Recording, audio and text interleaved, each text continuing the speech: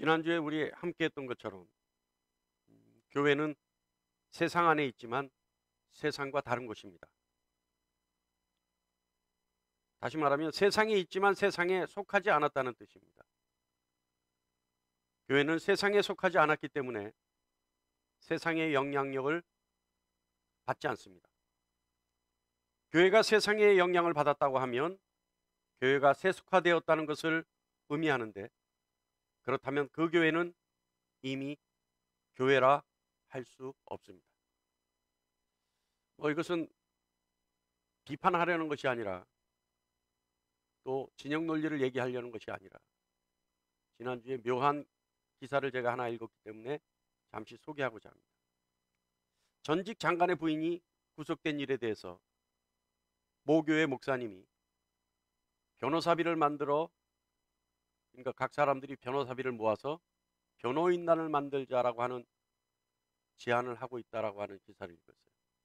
근데 그 목사님이 하는 말이 1,000원씩 1,000만 명이 내면 100억이니까 변호인단을 10명을 구성할 수 있다. 10억씩 줘서 변호사를 수임료를 10억씩 줘서 10명을 만들 수 있다. 그러니까 100억만 모으자. 10,000원씩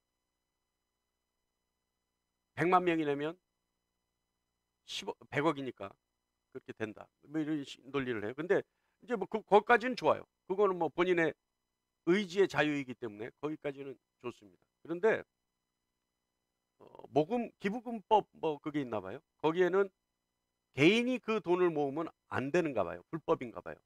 그러니까 이 목사님이 낸 아이디어가, 자기는 목사고 자기 교회는 종교법인이니까 자기 교회 헌금 통장으로 기부를 해주면 그 헌금 통장으로 들어온 돈에 대해서는 기부금 영수증도 내줄 수 있고, 그리고 그 헌금 통장으로 들어온 돈을 모아서 변호인단을 꾸리면 된다.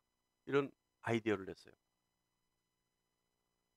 그러니까 변호인단을 꾸리는 구성, 그 경비를 교회 통장으로 헌금해라. 교회 통장으로 돈을 보내라. 모금하자. 교회 통장을 빌어서 모금하자. 그러면 법적으로 피해 나갈 수 있다. 이렇게 얘기하는 거예요. 저는 그 기사를 읽으면서 과연 교회가 할 일인가? 그 일이. 그리고 그 일이 과연 교회의 통장을 빌어서 할 수 있는 일인가? 굉장히 고심했어요. 여러분, 교회가 세상의 영향을 받아서 교회가 세속화되었다면 그것은 이미 교회라 할 수 없습니다. 교회는 신의 영역입니다. 다시 말하면 교회는 하나님께 속한 영역입니다. 하나님 영역에 속한 곳입니다. 그렇기 때문에 교회는 거룩해야 합니다. 그래서 교회를 거룩하다고 얘기하는 겁니다. 여러분, 교회가 거룩하다고 하는 것은요, 무엇 때문에 교회를 거룩하다 얘기하냐면, 잘 들으세요. 저희 지난주에도 우리 함께 나눴던 얘기입니다만은 다시 한번 여러분께 설명합니다. 교회가 왜 거룩하다고 하느냐 하면 교회는 하나님께 부름받은 성도들의 모임이기 때문에 거룩하다고 얘기하는 겁니다. 교회는 거듭난 성도들의 모임입니다. 반대로 말하면 거듭나지 않은 사람들의 모임은 교회가 아닙니다. 고린도전서 1장 2절 전반부에 분명히 밝히고 있죠. 다 같이 한번 읽어볼까요? 시작. 하나님의 교회 곧 그리스도 예수 안에서 거룩하여지고 성도라 부르심을 받은 자들, 이렇게 밝히고 있어요. 조금 전에 그 말씀 띄워주실래요? 그 말씀 다시 한번 띄워주세요. 하나님의 교회는 곧 무엇이냐?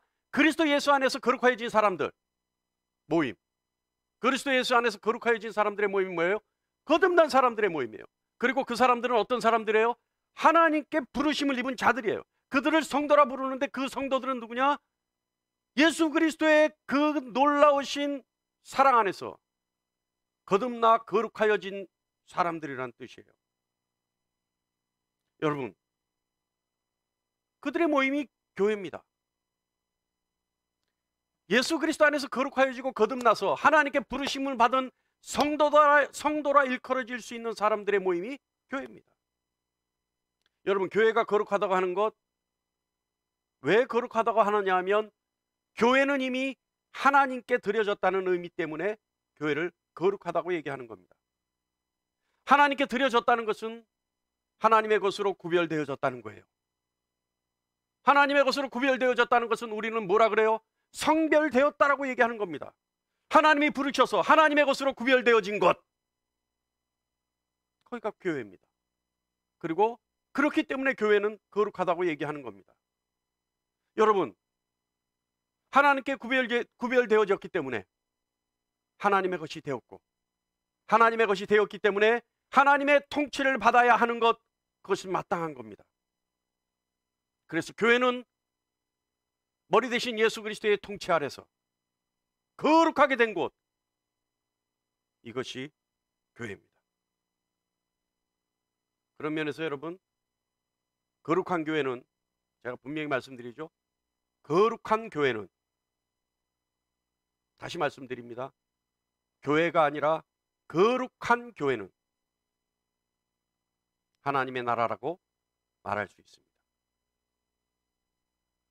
성도들은 하나님의 나라의 시민권자들입니다. 동시에 성도들은 교회의 회원들입니다. 다시 말하면 구성원이라는 얘기죠. 그런데 이 하나님의 나라의 시민권자나 교회의 회원들은, 그들의 자격 요건은 아까도 얘기했듯이 거듭남입니다. 성도가 예수 그리스도를 증인으로 인정하고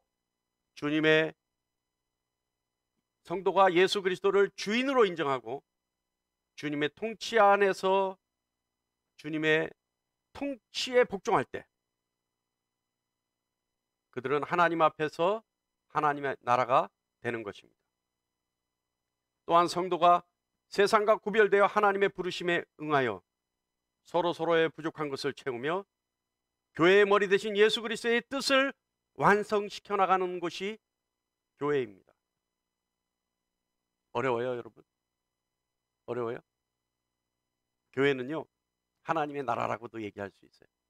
근데 그 하나님의 나라라는 건 뭐냐면, 예수 그리스도를 주인으로 인정하고 예수 그리스도의 통치 아래로 들어갈 때 교회는 하나님의 나라라고 얘기할 수 있어요. 그리고 교회가 성도들이 세상과 구별되어서 하나님의 부르심에 응하여 서로서로 부족한 것을 채우고 교회의 머리 대신 예수 그리스도의 뜻을 완성시켜 나가는 곳, 이것이 교회입니다. 여러분, 우리는 교회에 왜 나오나요? 여러분, 교회에 왜 나와요? 할렐루야. 교회에 왜 나와요? 예배. 또 혹시 자기 영성을 위해서 나오는 거 아닐까요? 영성의 개발과 성경 공부를 통해 내 영성이 향상되기 위해서 교회 나오고, 또 이런 분들도 있죠. 교회 기도하러 나온다. 그죠? 그래서 교회에 나와서 기도하면 잘 된다. 그래서 교회에 나온다. 또 교회에 나오면 뭔가 모르게 영적으로 충만해진다.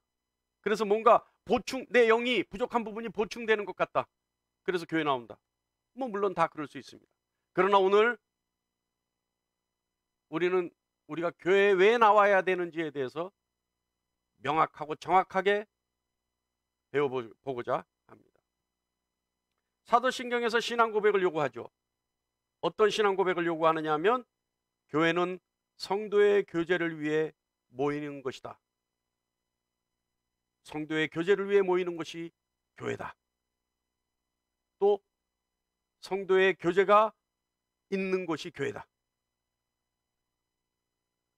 다시 한번 보죠. 나는 성령을 믿으며 거룩한 공교회와 성도의 교제와 죄를 용서받는 것과 몸의 부활과 영생을 믿습니다. 신앙 고백이잖아요.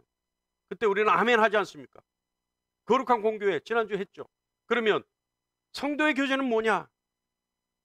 주님은요, 베드로를 통해 교회를 허락하실 때 바로 성도의 교제를 위해 허락하셨다는 사실을 믿는 저와 여러분 되기를 간절히 축원합니다. 성도의 교제를 교회의 설립의 목적으로 하지 않는다면 어떻게 하면 돼요? 성도의 교제를 교회 설립의 목적으로 하지 않는다면 어떻게 하면 돼요? 혼자서 예배하고 혼자서 성경 보고 혼자서 찬양하면 돼요. 지금 우리가 하는 것처럼. 인터넷으로 보고 인터넷으로 여기저기 찾아보고 그래서 좋은 말씀들만 설교들만 들어보고 그리고 성경 공부 인터넷을 통해서 하고 또 혼자서 찬양하고 기쁠 때 찬양하듯이 혼자서 찬양하고 그렇게 예배하면 돼요. 지금 코로나 때문에 우리가 인터넷으로 하고 있죠. 유튜브로 하고 있잖아요. 이거는요 궁여지책이에요. 어쩔 수 없어서 이러는 거예요. 교회 설립의 목적과는 전혀 무관한 거예요. 어떤 분들은 그래요. 시국이 시국인 만큼 세상이 바뀌었으니까 라고 말하는 사람들이 있어요. 그러나 여러분, 제 마음속은, 제 본심은 코로나가 아무리 무섭다 하더라도 여기 다 모여서 예배하고 싶습니다. 지금 궁여지책이니까 어쩔 수 없어. 시국이 시국인 만큼 어쩔 수 없어. 세월이 변하니까 어쩔 수 없어. 시대의 변화에 맞춰야 돼. 천만의 말씀이고 웃기는 소리예요. 아니 성경 말씀 조금만 오류시켜도 조금만 잘못 해석해도 이단이니 뭐니 난리를 피우고 법석을 떠는데, 아니 어떻게 성경에 기록되어 있는 예배, 교회 이 본질을 흐트러뜨리고 인터넷으로 하자는 얘기를 할 수 있어요. 이거는 아니에요. 그러나 조금만 무슨 일이 잘못되면 온 세상이 교회를 표적 삼아서 교회를 헐뜯고 교회를 마치 반사회적인 집단인 것처럼 선전하고 선동하기 때문에 어쩔 수 없이 이렇게 하는 거지. 이거는 우리가 인터넷으로 하는 건 교회의 본질이 아닙니다. 저는 인터넷으로 예배할 수밖에 없는 이 상황들, 저는 적그리스도의 괴계라고 봅니다. 자, 그러면 여러분, 왜 모여야 하는지에 대한 이유를 안다면 제가 지금 얘기하는 이 부분들을 이해할 수 있고 공감할 수 있어요. 왜 성도의 교제가 필요한 거에 대해서 안다면 제가 흩어져서 인터넷으로 예배하는 것이 적그리스도의 괴계라고 하는 그 이유를 공감할 수 있습니다. 왜 성도의 교제가 필요하냐?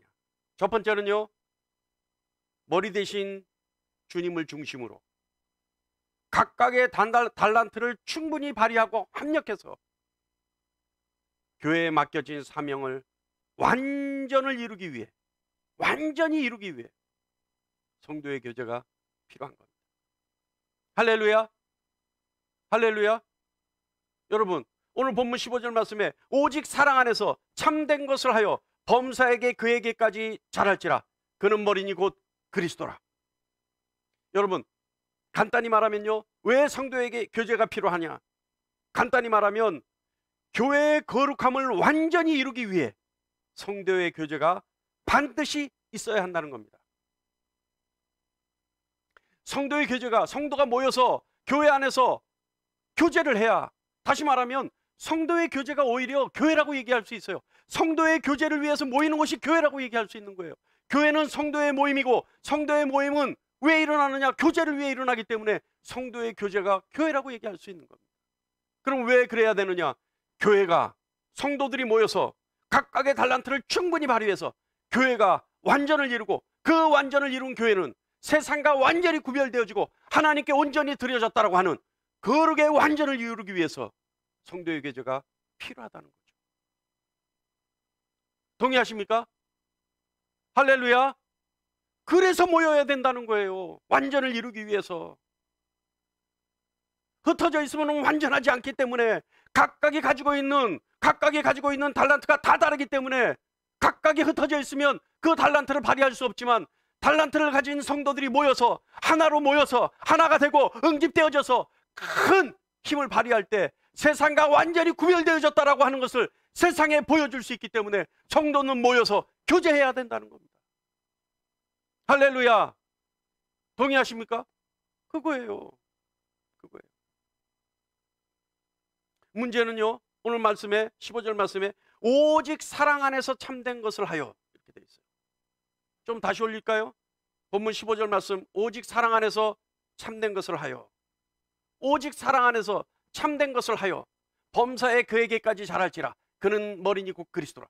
그러면 문제는 이거예요. 오직 사랑 안에서 참된 것을 하여, 오직 사랑 안에서 참된 것, 오직 사랑 안에서 참된 것이 뭐냐? 에베소서 4장 1절로 3절 말씀에 사랑 안에서 참된 것이 무엇인지 설명하고 있습니다. 우리 다 같이 한번 읽어볼까요? 시작. 그러므로 주 안에서 갇힌 내가 너희를 권하노니 너희가 부르심을 받은 일에 합당하게 하여 모든 겸손과 온유로 하고 오래 참음으로 사랑 가운데서 서로 용납하고 평안에 매는 줄로 성령이 하나 되게 하신 것을 힘써 지켜라. 할렐루야. 우리 가정에서 예배하는 분들 타이밍을 놓칠 수 있어요. 우리 다시 한번 다 같이, 가정에 있는 분들도 다 같이 합독하겠습니다. 시작. 주 안에서 갇힌 내가 너희를 권하노니 너희가 부르심을 받은 일에 합당하게 하여 모든 겸손과 온유로 하고 오래 참음으로 사랑 가운데서 서로 용납하고 평안에 매는 줄로 성령이 하나 되게 하신 것을 힘써 지켜라. 아멘. 자, 제가 잠깐 의문이 있는데, 제가 이 뒤에서 이렇게 설교하는 것과 이 안에서 설교하는 것이 틀리게 들려요. 다르게 들려요. 여러분도 다르게 들리세요? 같아요? 아, 그럼 다행입니다. 혹시 가정에서 예배하시는 분들이 지금 설교 말씀에 이 음양이 뭐 하우링이 생긴다든지 다르게 들리면 지금 유튜브 댓글 있잖아요. 그걸로 한번 괜찮습니다 또는 안 좋습니다 한번 답해 주시고, 그걸 본 분이, 그러니까 그것만 보지 마시고 저를 보시는 가운데 혹시 올라오는 댓글이 있으면 저에게 지금 피드백해 주시기 바랍니다. 자, 그렇다면 저를 보세요. 이제 사랑 안에서 참된 것이 에베소서 4장 1절로 3절 말씀에서 설명되었다. 자, 그럼 에베소서 4장 1절로 3절 말씀을 제가 설명할게요. 부르심을 받은 일에 합당하게 하여 라고 하는 것은, 부르심을 받은 일에 합당하게 하여. 조금 전에 에베소서 말씀 올려주실래요? 오늘은 그 말씀을 가지고 좀 서로 나누어야 되기 때문에. 자, 그러므로 주 안에서 갇힌 내가 너희에게 권하노니, 자, 너희에게 권하니, 지금 바울이 에베소 교인들에게 권면합니다. 너희에게 권하노니, 어떤 걸 권하냐면 너희가 부르심을 받은 일에 합당하게 행하여. 자, 그렇다면 이 부르심을 받은 일에 합당하게 행한다는 말씀의 뜻은 뭐냐? 부르신 이유에 맞는 온전한 일을 행하라는 의미죠.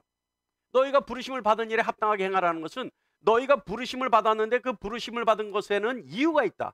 그 이유가 뭔지 너희가 알아서 완전하게 온전하게 그 일을 행하라는 의미죠. 그렇다면 그것이 뭐예요? 모든 겸손과 온유로 하고, 그죠? 그리고 오래 참음으로 사랑 가운데서 서로 용납하고, 그리고 세 번째는 평안에 매는 줄로 하나가 되게 하신 것을 힘쓰라. 그러니까 부르심을 받은 이유가 뭐냐 하면 온유와 겸손으로 하고 오래 참음으로 사랑 가운데서 서로 용납하고 평안에 매는 줄로 하나가 되게 하신 것을 힘쓰게 하는 것, 이것이 부르심을 받은 이유예요. 할렐루야. 이해하시죠? 자, 그렇다면 여러분 눈치챘습니까? 온유와 겸손과 온유로 하고 오래 참음으로 사랑 가운데서 서로 용납하고 평안에 매는 줄 하나가 되게 하는 것에 힘쓰라. 이것이 너희를 부른 이유니 이 일에 전념을 다해서 힘써라. 이거예요. 자, 그렇다면 여러분 눈치챘어요? 눈치채셨어요? 이게 뭐예요 이게? 성령의 열매잖아요. 성령의 열매잖아요. 온유, 겸손, 오래 참음으로 사랑, 평안으로 하나 되는 것. 자, 여러분 겸손과 온유 한번 생각해 볼까요? 겸손에 반대되는 개념이 뭐예요? 교만이죠. 교만은 뭡니까? 교만은 하나님이 계시지 않는 것처럼 생각하고 말하고 행동하는 것을 교만이라고 합니다. 그렇다면 겸손은 뭐예요? 알겠죠. 하나님이 계신 것을 인식하고 의식해서 행하는 것, 이것이 겸손이죠. 자, 온유 역시요. 하나님이 나와 함께 계시고 동행하신 것을 의식해서 말하고 생각하고 행동하는 것을 얘기합니다. 자, 그렇다면 여러분 온유와 겸손은 누구에 대해서 하는 거예요? 바로 하나님에 대해서 그렇게 행하는 거죠. 그러니까 하나님을 의식하고 인식해서 하는 행동이 온유와 겸손이에요. 그러니까 그거는 하나님과의 관계 속에서 할 수 있는 행동이죠. 자, 그렇다면 또 하나 볼까요? 조금 전에 얘기했던 너희가 부르심을 받은 일에 합당한 그 일이 뭐냐? 오래 참음으로 사랑 가운데 서로 용납하라. 오래 참음으로 서로 사랑 가운데서 용납하라. 여러분 기억하는지 모르겠습니다만은 우리가 성령의 열매를 묵상할 때 나눈 정의가 있죠. 기억하세요? 사랑과 희락과 합평, 오래 참음과 자비와 양선, 온유와 충성과 절제. 그 중에서 오래 참음과 자비와 양선은 누구에 대한 거였어요? 대인 관계에서 대한 거죠. 여러분 기억하시죠? 그러니까 오래 참음과 자비와 양선은 대인 관계에서 필요한 열매예요. 그런데 에베소서 4장 2절 말씀에 의하면 오래 참음은 용납하는 것이라고 실천할 수 있는 방침을 허락해요. 뭐냐 하면 오래 참는 것은 무엇이냐? 용납하는 것이다라는 거예요. 용납하는 것. 여러분 용납이라는 것이 뭡니까? 부족해도 인정하는 것이고 내 마음에 맞지 않아도 받아들여 주는 것이고 내가 손해를 보더라도 응해 주는 것이 용납이에요. 그렇다면 에베소서 4장 2절 말씀을 근거로 해서 우리가 보면 사랑이 뭐냐? 용납이라고 말씀하고 있습니다. 우리 이제 알았죠? 사랑은 상대를 용납함으로 오래 참는 것. 할렐루야. 우리가요 기독교란 무엇인가를 배울 때 사랑을 자비라고 배웠습니다. 사랑은 자비다. 자비가 뭐예요? 상대가 원하는 것을 들어주고 해주는 것이 자비다. 그죠? 그런데 오늘 한 가지 사랑에 대해서 더 배웠어요. 사랑이 어떤 게 있냐? 사랑의 속성 중에 뭐가 있느냐? 사랑은 자비와 함께 상대를 용납함으로 오래 참는 것이 사랑이다. 할렐루야. 이해하십니까? 동의하십니까? 그럴 수 있는 저와 여러분 되기를 간절히 축원합니다. 그런데요 또 하나님이 우리를 부르신 이유에 하나가 뭐냐 하면 평안으로 하나가 되는 거예요. 평안으로 하나 되는 것. 여러분 평안도 성령의 열매죠. 근데 평안은 어디에서 형성돼요? 나에게. 내 심령 가운데 맺히는 성령의 열매가 평안이에요. 그러므로 성도가 서로 하나가 되기 위해서는 언제나 평안의 열매가 내 심령 가운데 있어야 한다는 의미예요. 성도가 하나 되는 것 어떻게 하면 된다고요? 내가 평안을 누리면 된다는 거예요. 왠지 여러분 한번 잘 생각해 보세요. 왜냐하면요 평안은 상대의 행동에 대해서 나타나는 반응이 아니에요. 또한 나에게 주어지는 환경과 자극에 나타나는 반응이 아니에요. 좋은 환경에 있을 때 평안해지고 어려운 환경에 있을 때 불안해지는 것, 그것은 평안이 아니에요. 나를 감싸고 있는 그 어떤 환경과 상관없이 내 심령 가운데 끊임없이 나타나는 것이 평안이에요. 나에게 열매는 열매, 성령의 열매, 그 평안이란 말이에요. 그건 주변 환경과는 전혀 관계가 없어요. 나에게 주어지는 어떤 자극과도 상관없어요. 오로지 나는 어떤 환경, 어떤 자극 속에 있다 하더라도 어떤 어려운 상황 속에 있다 하더라도 내 심령 가운데 성령이 계시면 나는 언제나 평안할 수 있는 겁니다. 여러분 성도가 하나 되는 건 뭐라고요? 평안 가운데 있을 때 서로 용납함으로 오래 참음으로 하나가 될 수 있는 거예요. 할렐루야. 내가 있는 곳에 평안이 있는 곳에 나를 통해 모두가 평안해질 수 있는 거예요. 그래서 여러분 트러블 메이커는요 성령의 사람이 아니에요. 그에게서 평안이 넘쳐날 때 그 평안은요 옆 사람에게 전이 되고 돼요. 그래서 그 사람들이 모두가 평안 가운데 성령의 열매를 맺어 심령 가운데서 늘 은혜의 물결이 뿜어져 나오는 거예요. 그래서 시끄러운 교회는요 엄격히 얘기하면 성령의 사람들이 아니에요. 교회에서 시끄럽게 하는 사람들요 성령의 사람이 아니에요. 왜냐하면 그들의 심령 가운데 평안이 없기 때문에 그래요. 여러분 성도의 교제는 이렇게 하는 거라 그랬어요. 조금 전에 우리가 나눈 말씀처럼 어떻게 해요? 겸손과 온유로 오래 참음으로 서로 용납하고 성령의 능력으로, 성령의 열매로 평안 가운데 거하는 것. 이렇게 성도의 교제를 하라는 겁니다. 성도 교제하는데 여러분 모여서 자기 배우자 자랑하고 자녀 자랑하고 자녀가 어디 학교 다니고 얼마나 공부를 잘하고 우리 집에 뭐가 있고 보너스 얼마를 받았고 자기의 삶을 자랑하는 것이 성도의 교제가 아니라, 성도의 교제는 겸손하고 온유한 마음으로 오래 참음으로 서로 용납하고, 그리고 성령의 열매가 끊임없이 솟아나는 평안 가운데서 서로가 서로를 달란트를 모아서, 그래서 교회가 온전하여지고 완전하여지는 것을, 그래서 교회가 거룩하다는 것을 세상에 보여주기 위해 성도의 교제가 필요한 겁니다. 정리하면 성도의 교제는 어떻게 하라고요? 어떻게 하라고요? 자, 여러분 정리할게요. 성도의 교제가 왜 필요하냐? 교회가 거룩하다는 것을 보여주기 위해 성도의 교제가 필요하다.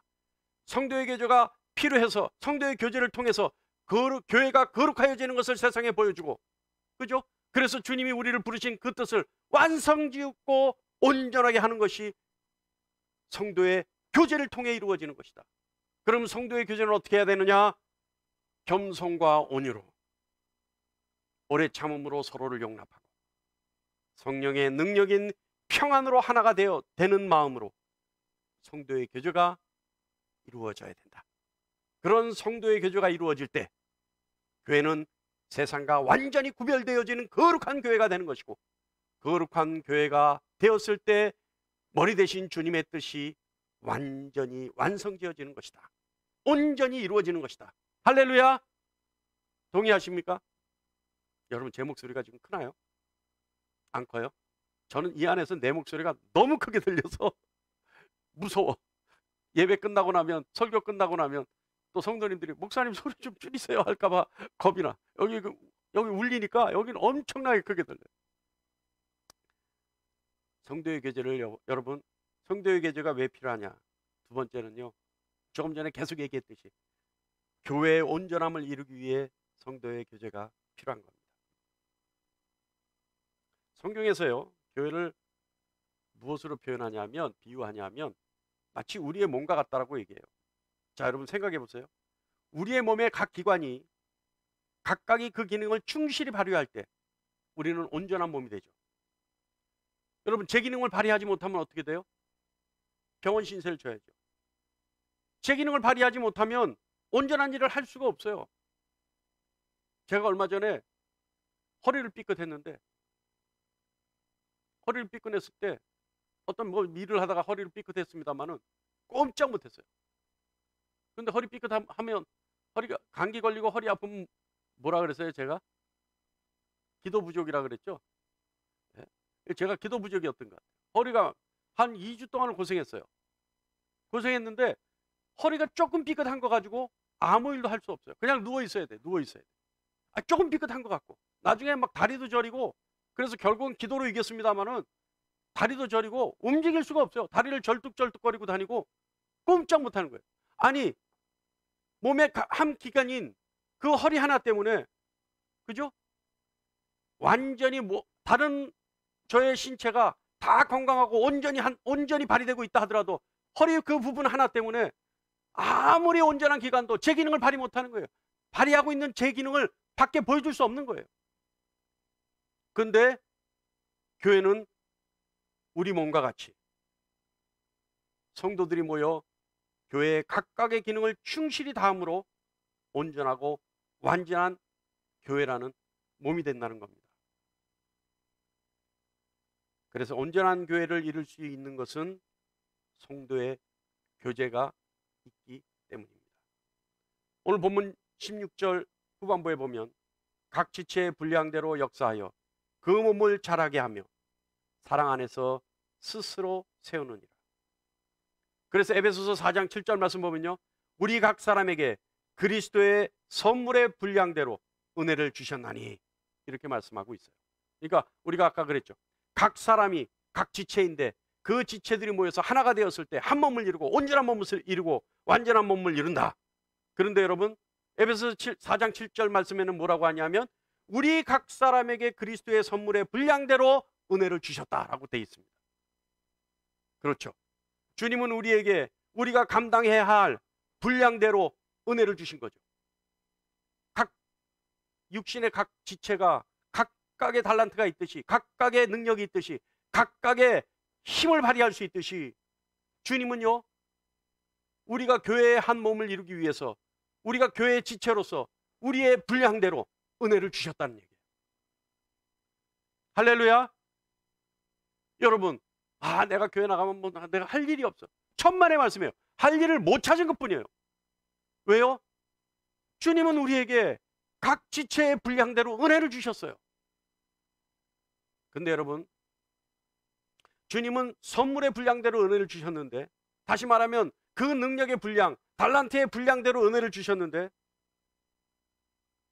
어떻게 생각하면 우리가 어떤 일을 감당하려 할 때, 그때 그만큼의 은혜를 주님이 우리에게 부어주신다고 해도 무방할 겁니다. 그죠? 무슨 뜻인지 아세요? 내가 지금 이만큼의 분량을 가지고, 이만큼의 은혜를 가지고, 이만큼의 교회 몸된 교회를 위해 헌신하고자 하는데, 나는 이것으로 만족하지 못하고 더 큰 부분에서 내가 주님의 몸된 교회에 헌신하고자 한다면 주님은 그 소망대로, 그 분량대로 은혜를 부어주실 거라고 하는 얘기죠. 여러분, 사랑하는 여러분, 저와 여러분은 눈을 높은 것을 바라보는 저와 여러분이 되길 바랍니다. 주님을 향해 주님의 그 은혜를 향해 입을 크게 벌릴 수 있는 저와 여러분이 되길 바랍니다. 주님의 몸된 교회를 위해 높이 보고 입을 크게 벌리는 저와 여러분이 되기를 간절히 바랍니다. 그렇게 하시면 머리 대신 주님은 우리가 교회를 위해 쓰임 받으려 하는 분량대로 우리에게 은혜를 채워주실 겁니다. 할렐루야. 이 말씀을 믿고 높은 곳을 보고 입을 크게 벌리는 여러분이 되기를 간절히 축원합니다. 할렐루야. 어저께요, 제가 전화 한 통화를 받았어요. 우리 교회 성도님이 아니에요. 제가 힘들 때 가끔 힘을 주시는 분이에요. 그분이 저와 대화 중에 스피커폰으로 하는데, 부부가 저하고 통화를 했어요. 스피커폰으로 하는데 느닷없이 저한테 그래요. 목사님, 이번에 어떤 일을 하나 하고 있는데 이거 잘하면 제가 아멘교회 건축할 수 있을 것 같아요. 놀래지도 않고 감동도 없고 할렐루야도 안 하고 아멘도 안 하고 여러분 도대체 어쩌자는 겁니까? 지금 가정에서 저한테 아멘 하는 소리가 들렸어요. 예? 아니, 그분이 그래요. 목사님, 제가 어떤 일을 하는데 정말 가능성 있는 일인데, 가능한 건데 그 일 되면 아멘교회 건축할 겁니다. 감동 없어요? 예? 너무 강 건너 하늘 높은 일이라서 실감이 안 나세요? 조금 전에 그랬잖아요. 조금 전에 높은 곳을 눈을 향하고 주님의 은혜에 입을 크게 벌릴 때 채워주신다고 하지 않았습니까? 그분이 그래요. 그러더니 덤으로 목사님 사택도 제가 한번 만들어 보겠습니다. 그러니까 옆에 있던 부인 집사님이 그래요. 우리 남편 나하고 상의도 안 했는데 갑자기 감동으로 이렇게 얘기하는 거 보면 목사님 진짜 할 것 같아요. 할렐루야. 부인 집사님이 그러는 거예요. 옆에서 꼭 이루기를 저는 간절히 기도할 겁니다. 이러는 거예요. 여러분, 아멘교회 얘기예요. 옆집 얘기가 아니라 우리 교회 얘기란 말이에요. 좀 감동스럽게 아멘 좀 하고. 아니, 다른 교회 분이 그랬다고요. 우리 교회를 위해서. 그래서 그렇게 되리라 믿는다고 할렐루야 하고 옆에서 북치고 장구치고 다 했단 말이에요. 그러면 여러분 춤춰야 될 거 아니에요. 북치고 장구치고 다 하는데 여러분 춤이라도 좀 춰야 될 거 아니에요. 하다못해 아멘이라도 크게 해야 될 거 아니에요. 아니, 그러더라고요. 그래서 제가 그렇게 되기를 믿습니다 하고 아멘 했어요. 여러분, 다른 얘기 아니에요. 주님은요, 우리가 주님의 몸된 교회 하고자 하는 분량대로 은혜를 주십니다. 우리가 주님의 몸된 교회를 위해 도전하고자 할 때 주님은 우리에게 능력을 주십니다. 다른 박질을 하려 할 때 우리에게 힘을 주십니다. 여러분, 지체로서 주님의 몸된 교회를 완성시키기 위해, 온전히 이루기 위해 높은 곳을 보고 주님의 은혜를 향해 입을 크게 벌리는 여러분 되기를 간절히 축원합니다. 성도의 계조가 왜 필요하느냐? 세 번째, 이제 정리 단계예요. 이건 꼭 중요한 일이니 꼭 들으세요. 지금까지는 교회를 위한 거죠. 첫 번째, 두 번째는 성도의 계조가 왜 필요하느냐? 교회를 위해 필요했어요.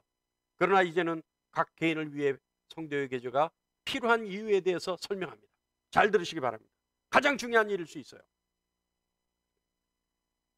각각의 성도들 역시 자신의 신앙의 부족을 성도의 교제를 통해 발견하고 성도의 교제를 통해 그 부족한 부분들을 채워 보충할 수 있기 때문에 성도의 교제가 필요한 겁니다.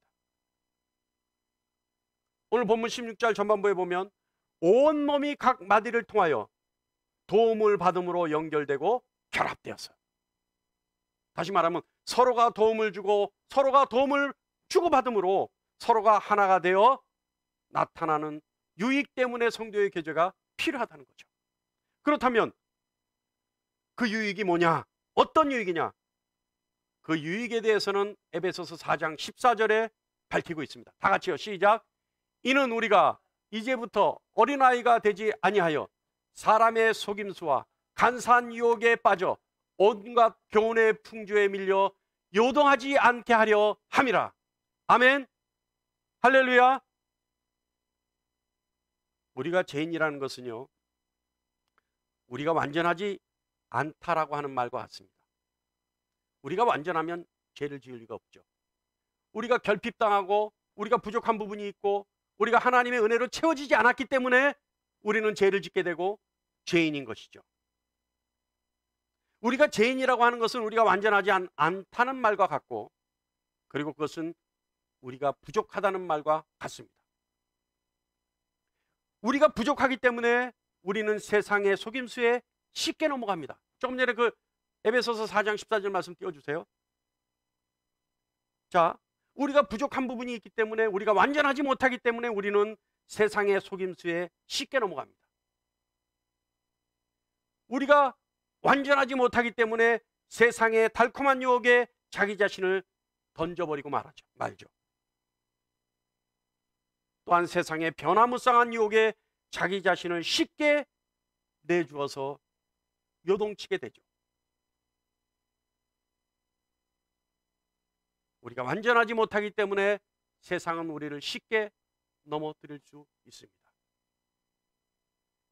완전하지 못한다는 것은 다시 말하면 부족한 부분이 있다는 거예요. 이 부족한 부분이 있을 때 성도들은 성도의 교제를 통해 서로가 서로를 위로하고 힘을 주고 서로를 위해 각각의 부족을 채워줘서 성령 안에서 하나가 되어 든든하게 세워지는 것. 이 유익들이 성도의 교제를 통해 이루어진다는 뜻입니다. 할렐루야. 성도의 교제는 교회를 세우는 일과 밀접한 관계가 있습니다. 성도의 교제가 없으면 교회가 완전할 수 없고 성도 역시 온전히 설 수 없습니다. 성도의 교제는 성도 간의 친목을 위해 있는 것이 아닙니다. 성도의 교제는 머리 대신 주님의 교회를 세우는데 각각의 지체로서 더 완전함을 이루기 위해 반드시 필요한 것입니다. 할렐루야. 여러분, 성도의 교제가 왜 필요한지, 왜 중요한지 이제 이해하셨어요? 오늘 말씀에 동의하십니까? 그렇다면 우리 아멘교회는 성도의 교제를 위해 모였을 때 세상 자랑하는 거 아니에요. 뭘 하는 거예요? 주님의 뜻을 온전히 이루기 위해. 그죠?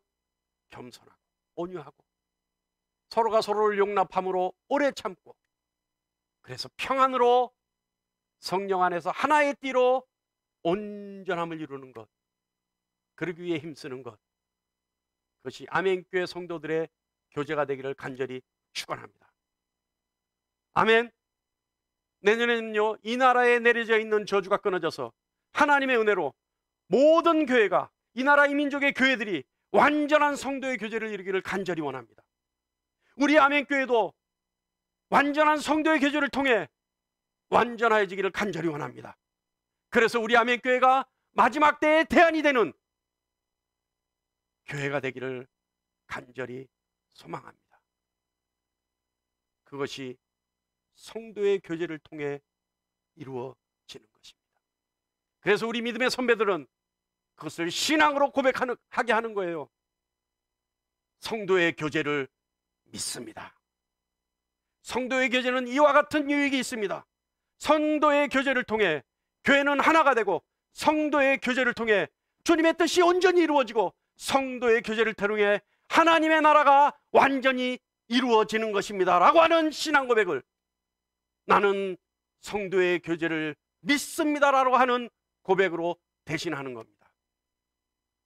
그 고백을 진정으로 아멘으로 화답하는 저와 여러분이 되기를 간절히 축원합니다.